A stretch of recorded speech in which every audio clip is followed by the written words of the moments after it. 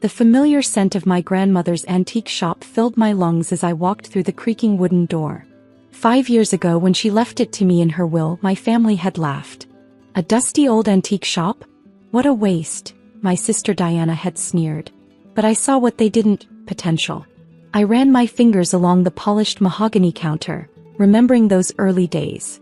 While they thought I was just arranging furniture and dusting shelves, I was building an empire. The small shop had become the headquarters of Walker Acquisitions, though the antique store facade remained. Ms. Walker. My assistant James appeared from the back office. The Anderson Holdings paperwork is ready. And your mother called again about dinner tonight. I sighed, checking my watch. The monthly remind Emily she's a disappointment. Dinner. Can't wait. Behind the shop's vintage displays lay my real office, all glass, chrome, and state-of-the-art technology. The antique store was profitable, but it was my cover for the real business, acquiring struggling luxury brands and high-end retail chains. Your sister's company filed for bankruptcy protection this morning, James reported, handing me the financial reports. They don't know we've been buying their debt. Diana, the successful one, had risen to CFO of Luxury Retail International, one of the largest luxury goods companies in the country. She never missed a chance to compare her corporate success to my little shop. Have they announced it publicly? I asked, reviewing the numbers. No, they're trying to keep it quiet. But they need a bailout by Friday or everything collapses. I smiled, thinking of tonight's family dinner. Diana would be there, probably wearing another designer outfit she couldn't afford, bragging about her latest business triumph. Meanwhile, her company was crumbling, and she had no idea her unsuccessful sister held their fate in her hands. My phone buzzed. Mom's text. Don't be late like last time. Diana has big news to share. I changed from my casual shop clothes into a simple but expensive dress. Nothing flashy, nothing that would hint at my true worth. The antique shop's bell chimed as I locked up, a sound that always made me smile. Such a perfect cover. My driver waited discreetly around the corner. No need to arrive at dinner in my actual car. That would raise too many questions. Instead, I took my old Honda, maintaining the illusion of the modest shopkeeper. Mom's house was lit up like Christmas, expensive cars filling the driveway. Diana's red sports car sat prominently in front as usual. I parked on the street. Emily. Finally, Mom greeted me with her usual mix of disappointment and resignation. Diana's telling us about her latest promotion. I entered the dining room to find Diana holding court, dressed in head-to-toe designer labels. Dad beamed at her while my younger brother Mark texted under the table, bored as usual. There you are. Diana's smile didn't reach her eyes. I was just telling everyone about our company's expansion plans. We're acquiring 3 new luxury brands next month. I took my seat quietly, knowing those acquisitions would never happen. Her company wouldn't exist in its current form by next month. Still running that tiny shop? Diana smirked between sips of expensive wine. You know, we're actually opening a new boutique in that area. Might affect your, what do you call it, foot traffic. The shop does fine, I replied mildly, checking my phone as it buzzed. A message from James. Final paperwork ready. Coming over now. Emily phones away, Mom scolded. Diana's telling us about her new summer home. I texted back quickly. Perfect timing. Family dinner in progress. Diana was in full flow. The merger next week will make us the largest luxury retail group in the country. Of course, Emily, this is probably all over your head. How's the antique business? Still selling old furniture? The doorbell rang. I'll get it, I said, standing up. That's for me. Really, Emily? Mom frowned. Who could be visiting you here? I opened the door to James, impeccable in his suit, holding a leather portfolio. The papers you requested, Ms. Walker. Diana's voice carried from the dining room. Probably some dusty old cabinet she's buying. I led James into the dining room, enjoying the confused looks on my family's faces. Everyone, this is James, my assistant. He has some documents I need to review. Assistant. Dad frowned. For the antique shop? James placed the portfolio on the table, smoothly moving Diana's wine glass aside. Ms. Walker, here's the contract to buy their company. Everything's ready for your signature. Dead silence fell over the room. What company? Diana asked, her voice suddenly sharp. I opened the portfolio, revealing the familiar Luxury Retail International logo on top of the acquisition papers. Yours, dear sister. Did you really think no one would notice your company was failing? The wine glass slipped from Diana's hand, shattering on the floor. But that was just the beginning. The sound of Diana's shattered wine glass still echoed as James efficiently laid out the acquisition documents across our mother's prized mahogany dining table. This is impossible, Diana stuttered, her perfectly manicured hands trembling as she reached for the papers. Luxury Retail International is worth billions. Was worth billions, I corrected softly. Before you authorized those risky expansions. Before the hidden debt started mounting. Tell me, Diana, does the board know you've been cooking the books for the past year? The color drained from her face. How did you? Your creative accounting might fool the public but not my forensic team. I nodded to James, who produced another folder. We've been tracking every unauthorized loan, every manipulated earnings report. Did you really think nobody would notice $300 million missing from the pension fund? Dad, a retired financial advisor, grabbed the documents with shaking hands. His face went ashen as he read. Diana, tell me this isn't true. Of course it's not true, she shrieked, standing up so suddenly her chair toppled backward. This is some sick joke. Emily runs an antique shop. She sells old furniture. I smiled, removing my simple cardigan to reveal a Valentino blouse underneath. Walker Acquisitions operates out of that old furniture shop. We specialize in luxury brand acquisitions and turnarounds. Currently managing a portfolio worth $4.2 billion. Mom's hand flew to her chest. But all these years. All these years, I continued. While Diana was bragging about her corner office, I was building an empire. While she was buying designer clothes on credit, I was buying controlling interests in the companies that make them. James cleared his throat. Ms. Walker, shall I show them the ownership structure? Please do. I watched as he projected a complex corporate chart onto the dining room wall using a small device. At the top sat Walker Holdings, my parent company, with dozens of luxury brands branching beneath it. See that empty space at the bottom? I pointed. That's where Luxury Retail International will go. Once we clean up Diana's mess. You can't do this.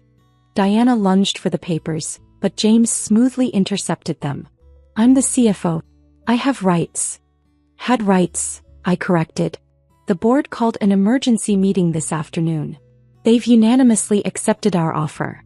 Your termination is effective immediately. Mark, my younger brother, finally looked up from his phone, whistling low. Holy shit, you're actually rich. Language. Mom snapped automatically, then turned to me with dawning horror. All those times we criticized you for working in that shop. Those family vacations you couldn't afford to join. I was in Paris those weeks, I shrugged. Negotiating acquisitions. Dubai the month after. Tokyo in spring. Diana collapsed back into her righted chair, mascara starting to run. The summer house. My contracts. My life. Is built on fraud, I finished. Though I'm willing to keep that quiet for the family's sake. If you cooperate. Dad stood up, his banker's instincts finally kicking in. Emily, surely we can discuss this? As a family. Like you discussed cutting me out of your will 3 years ago? I raised an eyebrow.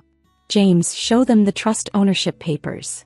Another document appeared on the wall. The family trust's legal structure. My name sat at the top. I bought out your financial advisor 2 years ago, I explained. The trust has been under my management since then. Those amazing returns you've been bragging about at golf. Dad? That was my team's work. Mom started crying softly. Why didn't you tell us? Would you have believed me? I asked quietly. Or would you have found a way to give Diana credit for that too? The room fell silent except for Diana's muffled sobs. James efficiently gathered the documents, leaving only the final acquisition contract. You have 2 choices, Diana, I said, sliding the contract across the table. Sign this, accept a modest consulting position in our Asian office, and we keep your creative accounting quiet. Or don't sign and I let the SEC handle it. You wouldn't dare, she whispered. I'm your sister. I pulled out my phone, showing her the drafted press release about the fraud investigation. Try me. The expensive pen in her hand shook as she signed, tears smearing the signature. "Welcome to Walker Holdings," I smiled. "Human Resources will contact you about your relocation to Singapore." "Singapore?" Mom gasped. "But what about her life here?" "Her life here is over," I stated flatly. "Unless she prefers prison?" Diana's shoulders slumped in defeat. James collected the signed contract and nodded. "I'll process this immediately, Ms. Walker. Your car is waiting whenever you're ready."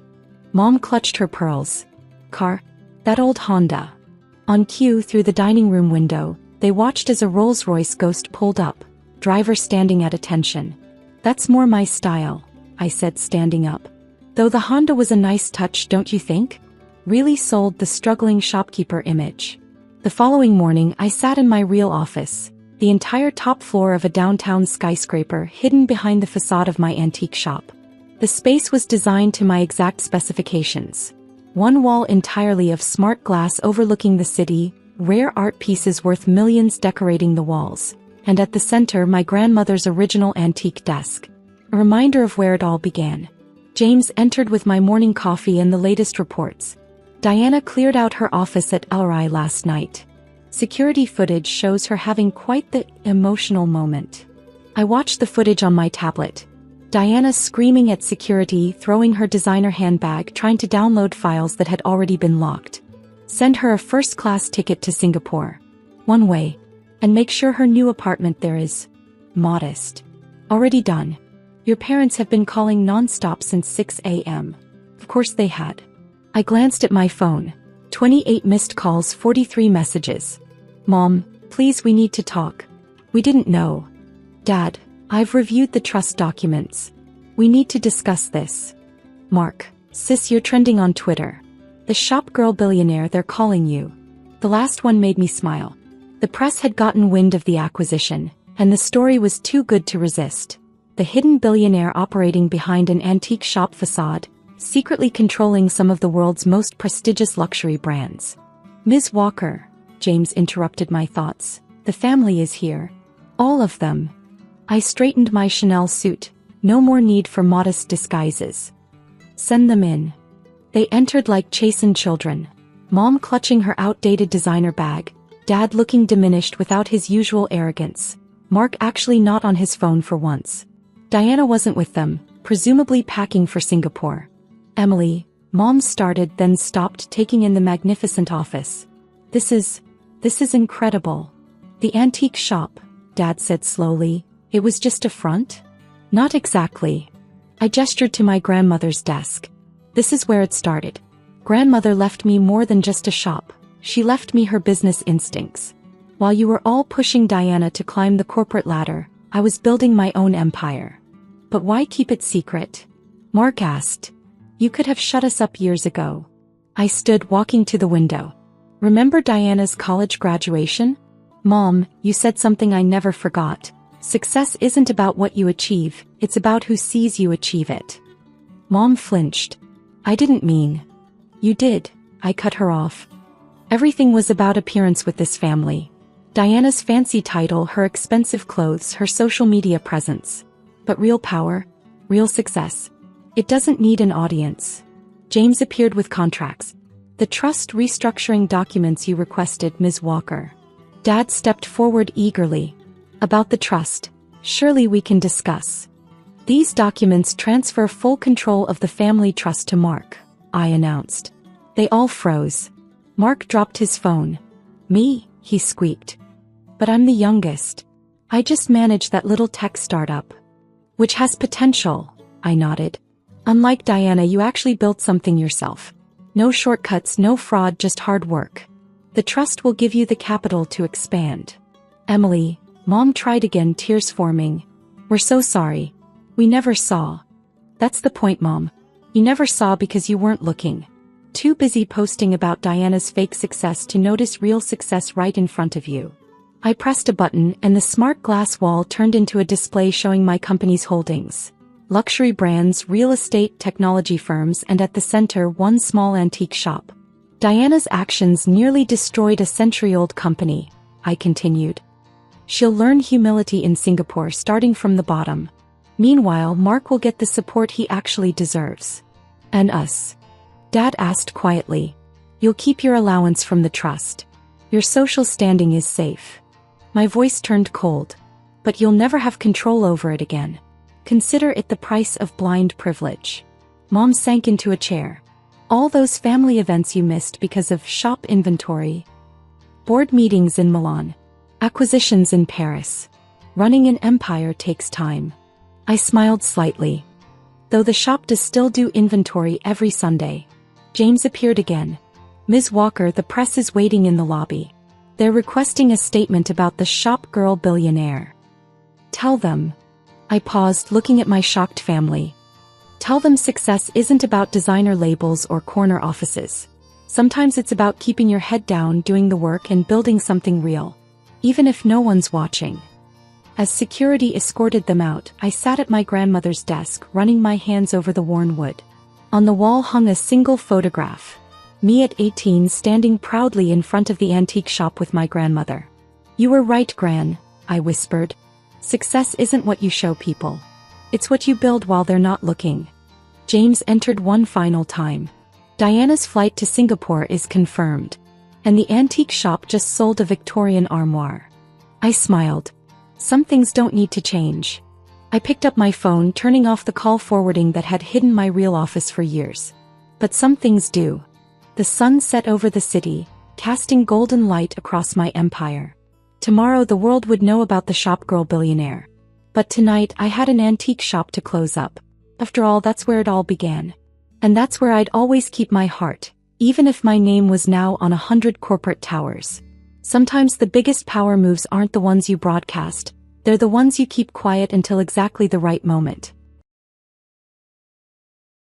My name is Olivia Chin, and I never thought I'd be standing outside my childhood home on Christmas Eve, feeling like a stranger.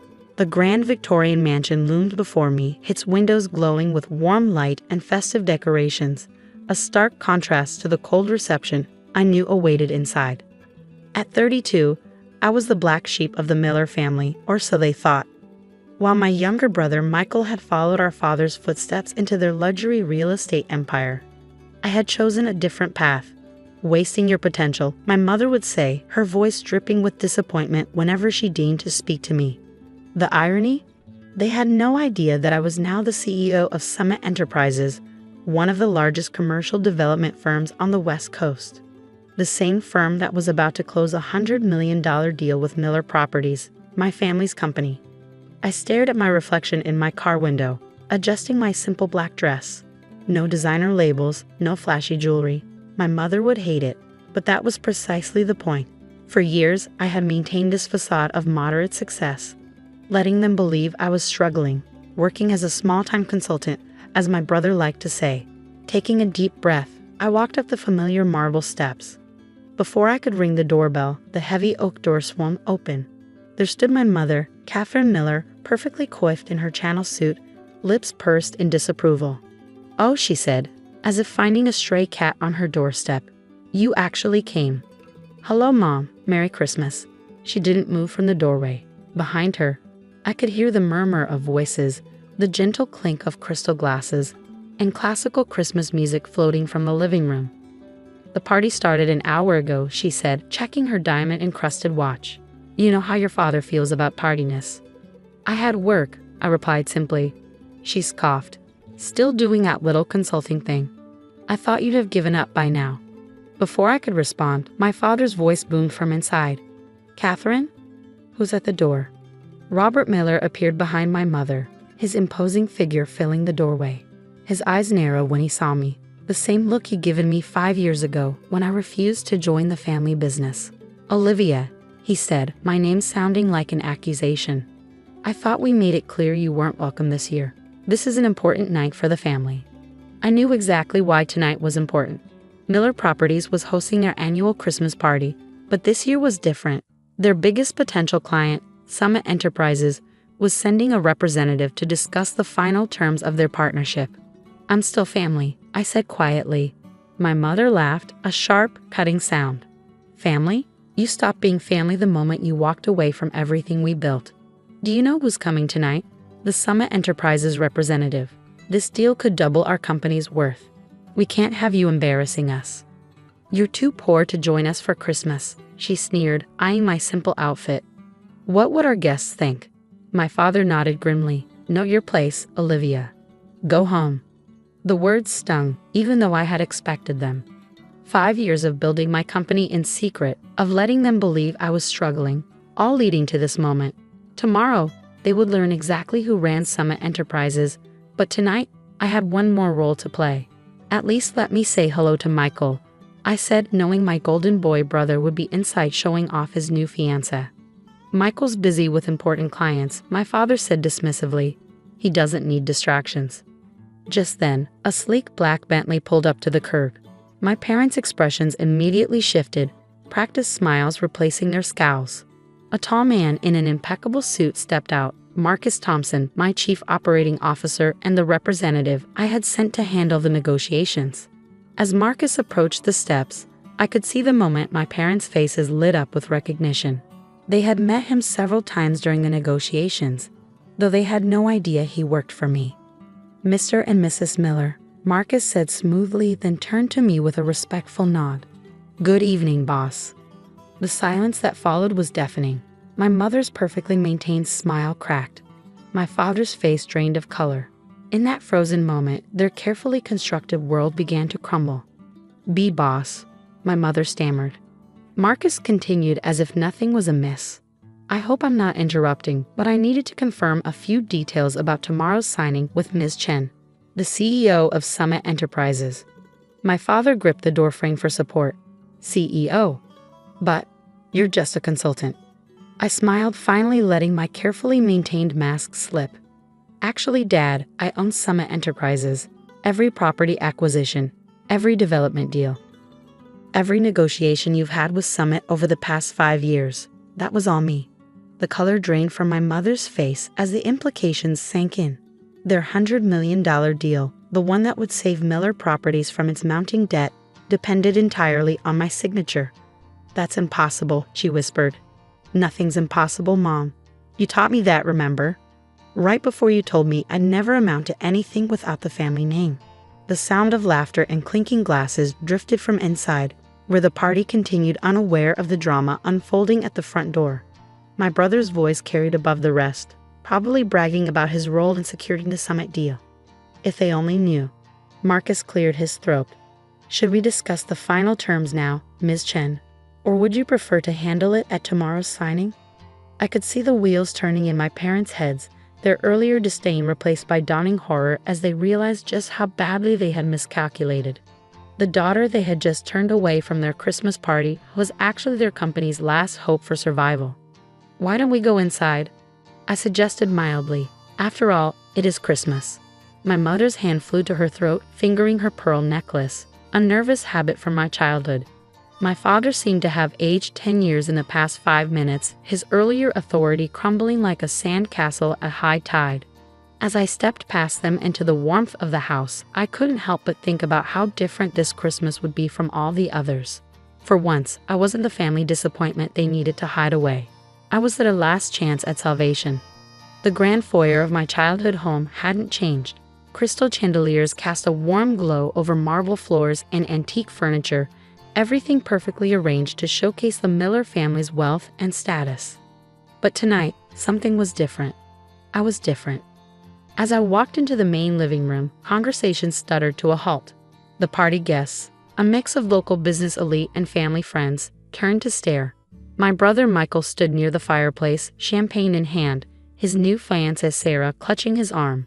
His easy smile faltered when he saw me. "What is she doing here?" he asked our parents, not bothering to lower his voice. Before they could respond, Marcus stepped forward. "Ms. Chen, shall we discuss the final points of the Summit acquisition?" The room went deadly quiet. I could see confusion rippling across faces as they processed Marcus's words. Michael's champagne glass froze halfway to his lips. "Summit acquisition," he repeated slowly. "Why are you talking to my sister about Summit?" I smiled, remembering all the times Michael had dismissed my career choices. "Because, dear brother, I'm the CEO of Summit Enterprises. Have been for the past 5 years. The champagne glass slipped from his fingers, shattering on the marble floor. Sarah's perfectly manicured hand flew to her mouth. "That's impossible," Michael sputtered. Summit is $1 billion company. You're just a consultant. A consultant. Our Uncle James, a senior partner at Miller Properties, stepped forward. The Olivia Chen who owns Summit Enterprises, the one who's been buying up prime properties across 3 states. I nodded. The very same. Uncle James sank into a nearby chair, his face ashen. He had been one of my biggest critics when I left the family business. Now he was realizing that the little girl he had mocked had grown up to become his company's potential savior. My mother, having recovered some of her composure, tried to salvage the situation. Well, she said, forcing a bright smile, isn't this wonderful? Our Olivia, so successful. We always knew you had potential, darling. Did you? I kept my voice level. Is that why you just tried to turn me away at the door? Why you told me I was too poor to join the family Christmas? Her smile cracked. Several guests shifted uncomfortably. Now, Olivia, my father started, his businessman persona taking over. Let's not air family matters in public. Why don't we discuss this privately? Why not here? I gestured to the room. Everyone present is involved in the Summit deal, aren't they? They should know exactly who they're dealing with. Marcus pulled out his tablet, his expression professionally neutral. Speaking of the deal, there are some terms we should review. Michael stepped forward, attempting to regain control. I've been handling the Summit negotiations. Whatever you need to discuss, you can do it with me. I couldn't help but laugh. Have you really? Tell me, brother, who did you think you were negotiating with all those times? His face reddened as understanding dawned. Every meeting he'd attended, every proposal he'd submitted, every time he bragged about manipulating some consultant, he'd been dealing with my company's representatives. Never knowing they reported directly to me. Those properties in Phoenix, he said slowly. The downtown development project. The waterfront acquisitions. That was all you? Every single one. I turned to address the room. For 5 years, I've built Summit Enterprises from the ground up. No family name, no inherited connections. Just hard work and determination. The very things this family claimed I lacked. My father stepped forward, his face a mask of barely contained anger. If this is some kind of revenge plot. Revenge? I cut him off. No, Dad. This is business. Summit Enterprises is interested in acquiring Miller Properties because it's a sound investment, or it would be, with proper management. The implications of my words hung heavy in the air. Everyone in the room knew Miller Properties was struggling, that the Summit deal was their last hope for survival. The terms of the acquisition are fair, Marcus added, sliding a document across the coffee table. More than fair, considering the company's current financial situation. My father snatched up the paper, his hands shaking slightly as he read. I knew exactly what he was seeing, the mounting debt, the failed developments, the desperate need for Summit's investment. You planned this, my mother accused, her voice barely above a whisper. All these years pretending to be struggling, letting us think. Letting you think what, Mom? That I was a failure? That I couldn't succeed without the Miller name? I walked over to the fireplace, where family photos lined the mantel. You know what's interesting? There isn't a single photo of me here. Not one, because successful people only, right? Michael's fiancée Sarah, ever the social climber, suddenly brightened. Olivia, darling, you simply must come to our wedding. First row, of course. Family is so important. Save it? I cut her off. 3 weeks ago, you told Michael it would be embarrassing to have me at the wedding. That my presence would bring down the tone of the event. Sarah's face crumpled. Several guests coughed uncomfortably. The acquisition papers will be ready for signing tomorrow morning, Marcus announced, breaking the tension. 9 a.m. at the Summit offices. My father's business instincts finally kicked in. We should discuss this privately as a family. Surely we can come to some arrangement. The time for family arrangements was years ago, I said quietly. When you threw away my college fund to support Michael's failed ventures. When you told me I wasn't worth investing in. When you shut the door in my face tonight. I reached for my coat, ready to leave the party I was never supposed to attend. Tomorrow we'll either sign the papers as equals or Miller Properties can face bankruptcy. Your choice. You would do that? Michael asked, incredulous. Let your own family's company go under? I turned back one last time. You all made it very clear tonight, and for the past 5 years, that I'm not really family. I'm just a disappointment who needs to know her place. I smiled. Well, now you know my place. at the head of the table. As I walked out, I heard the whispers start, saw the shocked faces of family friends and business associates who had witnessed the entire scene. My mother's carefully curated Christmas party had become a spectacle, but I felt no satisfaction in that. The next morning, I sat in my corner office on the top floor of the Summit building, watching the city wake up. At exactly 9 a.m., my secretary announced the arrival of the Miller Properties delegation. They filed in silently, my father, Michael, Uncle James, and the board members. Gone was the arrogance from last night, replaced by a grim understanding of their situation. "The papers are ready," I said, nodding to Marcus, who began distributing documents. "Olivia," my father started, then stopped. For the first time in my life, I saw him struggle for words. "Just business, Dad," I said quietly. "Isn't that what you always taught me?" One by one, they signed. When it was done, Miller Properties became a subsidiary of Summit Enterprises. The company they had dismissed me from now answered to me. As they stood to leave, Michael lingered behind. "Why didn't you tell us?" he asked. "All these years. Would it have made a difference?" I asked. "Would you have respected me more? Treated me like family?" He had no answer. After they left, I stood at my window, looking out at the city skyline. The empire I built, the success I'd achieved. It hadn't been about revenge. It had been about proving something to myself. My phone buzzed with a text from my mother. "We're having a family dinner tonight. Please come." I smiled sadly and typed my response. "Sorry, I have a business meeting. You understand, successful people only." Then I turned back to my work. I had an empire to run, and this time, I didn't need anyone's approval to do it. Some say success is the best revenge, but I've learned it's more than that. Success is about becoming the person you were meant to be, despite those who said you couldn't. And sometimes, the greatest gift you can give yourself is the power to walk away from those who never believed in you, even if they're family. Especially if they're family. 1 year later, I sat in my office reviewing the annual reports. Miller Properties, now a subsidiary of Summit Enterprises, had transformed under new management. The failing projects my brother had championed were restructured, and the company was finally turning a real profit. My phone buzzed with another text from my mother, the 10th this week.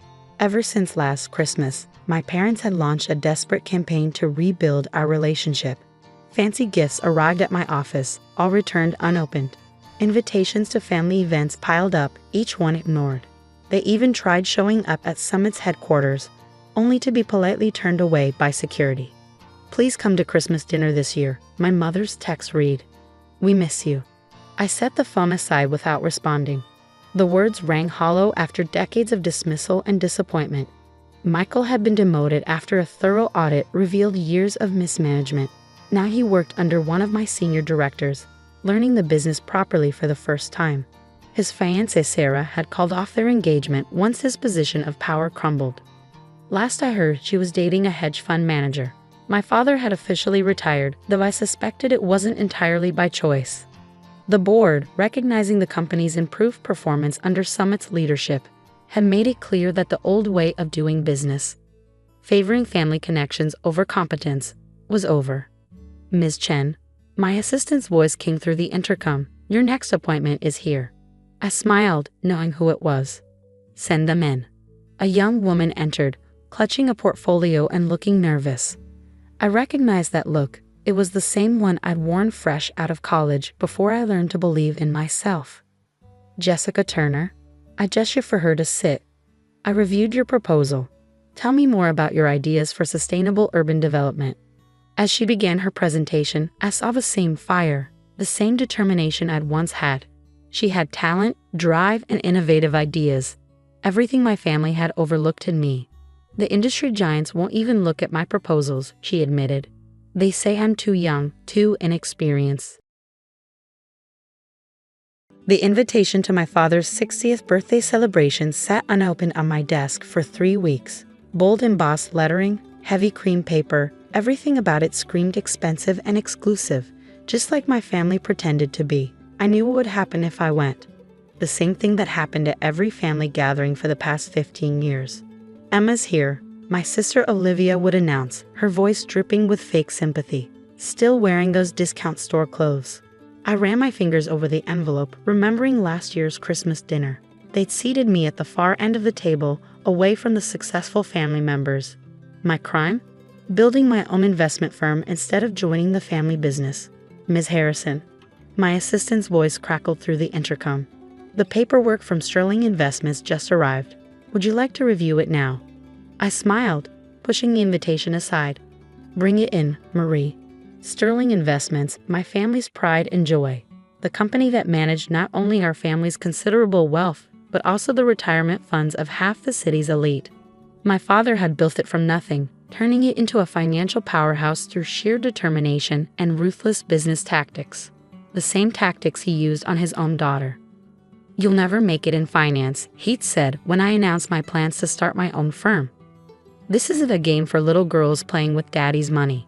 That was 15 years ago. Now, Harrison Capital managed over $10 billion in assets, all acquired quietly through subsidiary companies and holding corporations. My family had no idea I owned it. They thought I ran a small investment advisory service, barely scraping by. Marie placed the thick folder on my desk. The due diligence is complete. Sterling's financials are exactly as our sources indicated. I opened the folder, scanning the numbers I already knew by heart. My father's company was in trouble. Years of risky investments and poor management had left them vulnerable. Their clients didn't know it yet, but Sterling Investments was hanging by a thread. My phone buzzed. A text from my mother. Don't forget your father's party tonight. Try to dress appropriately for once. I looked down at my simple black pantsuit. No designer labels, no flashy jewelry. Nothing like Olivia's closet full of luxury brands and five-figure handbags. But underneath my modest appearance lay something they couldn't imagine. Power. The party was being held at the Crystal Room, the most exclusive venue in the city. As I handed my keys to the valet, I could see my mother standing at the entrance, greeting guests in her Chanel suit and diamond necklace. Her smile froze when she saw me. Emma, she said, her voice tight. I thought we discussed dress code. I glanced at my watch, a simple timepiece that cost more than her entire outfit. Not that she knew that. Hello, Mother. Couldn't you have made an effort, just once? She sighed dramatically. Your sister's wearing Valentino. I'm sure she is, I murmured, stepping past her into the glittering ballroom. The room was packed with the city's elite, bankers, executives, old money families who trusted Sterling Investments with their fortunes. My father stood in the center, holding court like a king, while Olivia hovered nearby in her designer dress. Look who finally showed up, Olivia's voice carried across the room. The family charity case. I watched several guests hide smirks behind their champagne glasses. They all knew the story, or thought they did. The rebellious daughter who refused to join the family business, choosing instead to struggle on her own. If only they knew what was about to happen. Emma, my father's voice boomed as I approached. Surprised you could afford the valet parking. More snickers from the crowd. I forced a smile. Happy birthday, Dad. He barely glanced at my gift. A simple card containing a single business card. Mine. He tossed it aside without opening it. Your sister just made junior partner at Sterling, he announced proudly, following in my footsteps unlike some people. Olivia preened under the attention. Daddy's taking me to Paris next week to meet with our European investors. We're expanding the pension fund division. I bit back a laugh. There wouldn't be any expansion. Not after tonight. Ms. Harrison. A soft voice in my ear, one of my employees, playing the role of a waiter. It's done. I checked my phone, reading the message that would change everything. Purchase of Sterling Investments complete. All paperwork filed, awaiting your instructions. Emma, my mother's sharp voice cut through my thoughts. This is a private party. The help uses the service entrance. I looked up, meeting her cold gaze. The help? Well, look at you. She gestured dismissively at my clothes. You clearly don't belong here. Why don't you leave before you embarrass us further? I felt the weight of every judgmental stare, every whispered comment. 15 years of dismissal and mockery crystallized in this moment. You're right, Mother, I said quietly. I don't belong here, not anymore. My father snorted. Finally figured that out, did you? Go on then. Some of us have real business to discuss. I took one last look around the room, at my family, at their wealthy friends, at all the people who trusted their futures to Sterling Investments without knowing it was built on sand. You know, Dad, I said, pulling out my phone. You should really check your messages more often. His brow furrowed. What are you talking about? I pressed send on a pre-written email, then waited. 3 seconds later, every phone in the room started buzzing. The crystal room erupted in chaos as everyone read the message simultaneously. Sterling Investments acquired by Harrison Capital. My father's face drained of color as he fumbled with his phone, hands shaking as he read the announcement. This is impossible, he whispered, looking up at me with dawning horror. Harrison Capital. That's my company, I finished for him. The one you said would never succeed. The little investment firm you mocked for 15 years. Olivia pushed through the crowd, her designer dress rustling. What's going on? Daddy, what does this mean? I smiled, pulling a business card from my pocket, identical to the one in the birthday card he tossed aside. It means, dear sister, that your trip to Paris is canceled, along with your promotion to junior partner. You can't do this, my mother hissed, grabbing my arm. This is our company. Your father built it from nothing. And I built Harrison Capital from nothing, I countered, gently removing her hand. The difference is, I did it without riding on anyone's reputation or connections. The party guests were now openly staring, phones recording every moment of the unfolding drama. My father, the great Charles Sterling, was visibly trembling. How? He demanded. Where did you get that kind of money? Would you like to see my portfolio? I asked, opening my tablet. 10 billion in assets under management. Companies in 30 countries. A client list that reads like the Fortune 500. All built while you were telling everyone I was a failure. Olivia's perfectly made-up face contorted with rage. You're lying. There's no way you could have built an empire. I interrupted, because I'm just the family disappointment. The one who wears discount store clothes and can barely afford valet parking. I turned to the gathered crowd, many of whom were Sterling Investments clients. Ladies and gentlemen, I apologize for disrupting the party. I want to assure you that your investments are safe. Harrison Capital has a stellar track record of maintaining and growing our clients' wealth. You'll all be receiving detailed information packets tomorrow morning. Stop this immediately, my father roared, his face purple with rage. I'll fight this takeover. You'll what? I cut in softly. Challenge it in court. With what evidence? Your board of directors approved the sale unanimously this afternoon. They've seen the books, Dad. They know what you've been hiding. He staggered back as if I'd struck him. What are you talking about? The pension fund irregularities, the mismanaged accounts, the creative accounting that's been covering up Sterling's losses for the past 3 years. I kept my voice low, but in the stunned silence, every word carried. Did you really think no one would notice? My mother's face had gone ashen. Charles? What is she saying? Nothing, he snapped. She's lying. Trying to destroy what I built because she's jealous of our success. I pulled up another document on my tablet. This is a forensic audit of Sterling's books for the past 5 years. Would you like me to share it with the room? Or should we discuss this privately? The fight seemed to drain out of him all at once. He sank into a nearby chair, suddenly looking every one of his 60 years. How long have you known? He whispered. Long enough, I replied. Long enough to watch you promote Olivia over more qualified candidates. Long enough to see you risk people's retirements on increasingly desperate gambles. Long enough to put together a rescue plan that would save the clients while teaching you a lesson about judging people by their appearance. Olivia was frantically texting, probably trying to contact her lawyer friends. This isn't over, she snarled. We'll fight this. With what money? I asked mildly. Your trust fund is managed by Sterling Investments, which is now Harrison Capital. Your salary comes from Sterling, which is now mine. Even that Valentino dress you're wearing? Charged to a company account that's now frozen. The room had grown deathly quiet. Everyone was watching the mighty Sterling family crumble in real time. Ms. Harrison. Marie appeared at my elbow. Tablet in hand. The transition team is ready to begin first thing tomorrow morning. Thank you, Marie. I turned back to my family. Don't worry. Unlike you, I don't believe in public humiliation. We'll handle this professionally. My mother finally found her voice. You're enjoying this, aren't you? Destroying your father's legacy? His legacy? I laughed softly. His legacy was teaching me that nothing matters except the bottom line. That family loyalty means nothing compared to financial success.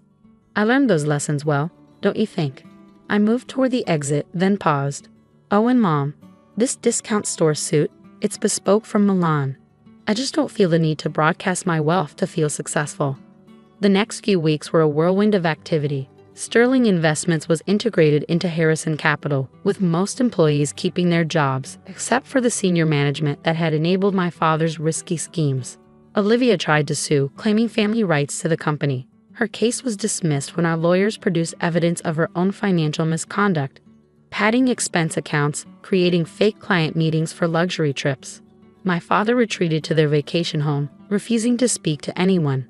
My mother alternated between tearful pleas and angry accusations, unable to accept that her unsuccessful daughter now controlled the family fortune. 1 month after the birthday party revelation, I sat in my office reviewing the transition reports when Marie announced an unexpected visitor. "Send them in," I said, not looking up from my work. The door opened and expensive perfume filled the air. My mother stood there, looking smaller and older than I remembered. "Your secretary didn't recognize me," she said quietly. "Security protocol," I replied, finally meeting her eyes. "We've had some interesting visitors lately." She sat down uninvited, her designer bag, last season's model, clutched in her hands. "Your father, he's not well. The doctors say it's stress." "I'm sorry to hear that," I said, and meant it. "The company's medical insurance will cover any treatment he needs."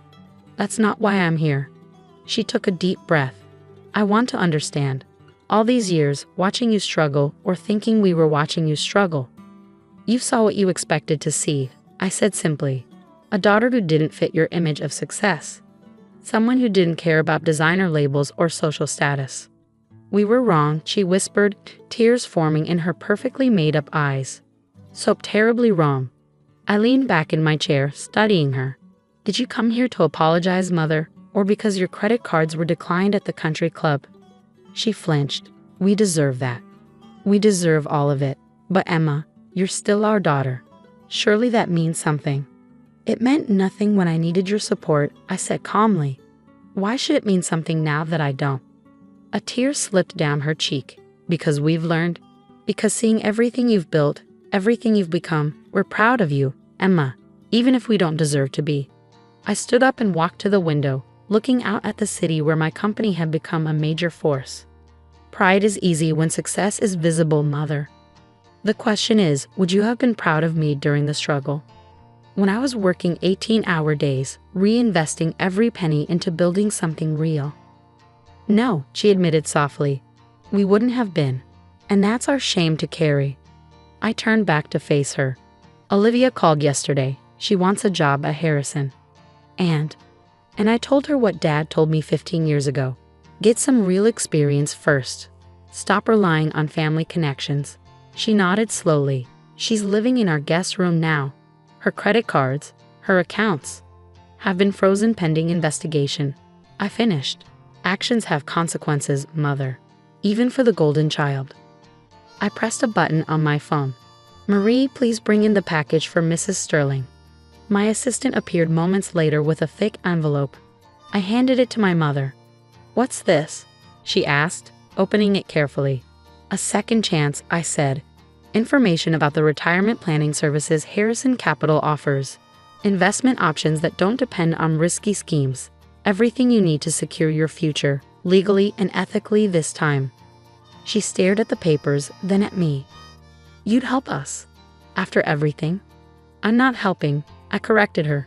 "I'm offering an opportunity. What you do with it is up to you. But understand this, there will be no special treatment, no manipulated accounts, no family favors. If you want to rebuild, you'll do it the right way." My mother stood, clutching the envelope like a lifeline. "Thank you, Emma, for the opportunity and for the lesson. One more thing," I said as she reached the door. "Next time you judge someone by their clothes or their car or their job title, remember this moment. Remember how expensive those assumptions can be." After she left, I returned to my work. Harrison Capital had grown beyond my wildest dreams, but success wasn't about proving others wrong. It was about proving myself right.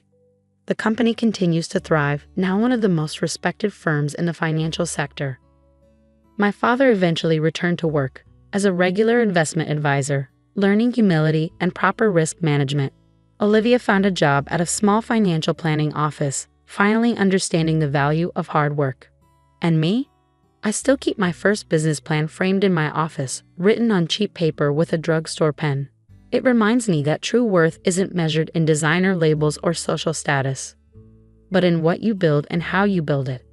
Sometimes the best revenge isn't destroying someone's world, it's showing them that their world was built on illusions all along.